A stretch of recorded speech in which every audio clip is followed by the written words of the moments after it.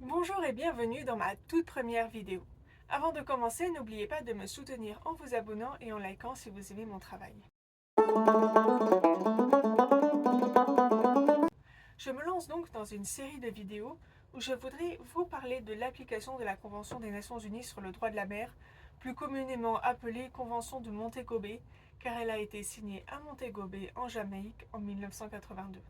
Ce texte est aussi qualifié de Constitution de la mer, car il s'agit du texte international de référence en la matière.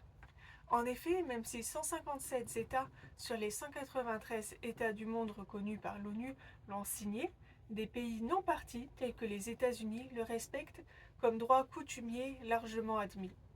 Cette convention est le fruit d'une codification progressive, résultat de 4 conférences des Nations Unies sur le droit de la mer.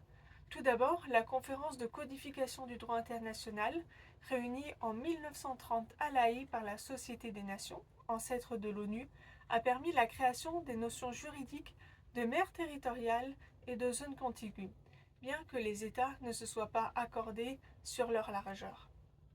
Après la Seconde Guerre mondiale, en 1958, les travaux ont repris avec la réunion à Genève de la première conférence des Nations Unies sur le droit de la mer, qui a vu l'adoption de 4 déclarations.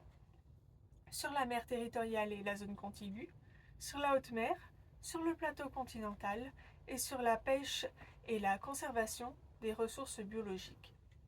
En 1960, la conférence des Nations Unies sur la largeur de la mer territoriale n'a pas permis d'aboutir à un quelconque accord, mis à part l'établissement de la largeur de la mer territoriale à 12 000 nautiques, soit environ 22 km.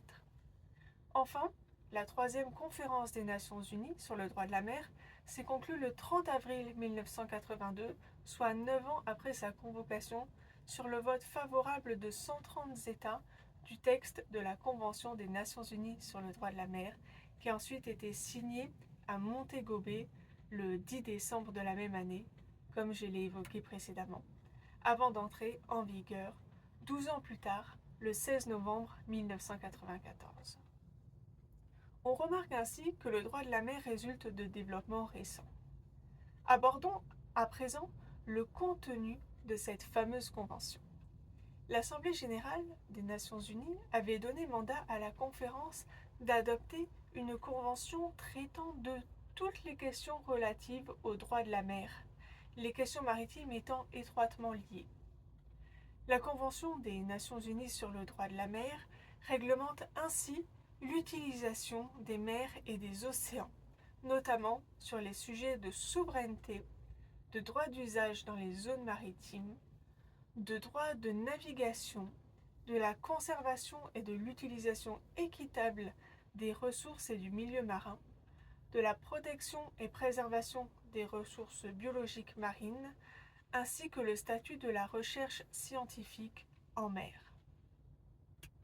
Je vous laisse découvrir dans cette série de vidéos les différentes dispositions de la Convention des Nations Unies sur le droit de la mer et leur application pratique. À bientôt dans une prochaine vidéo.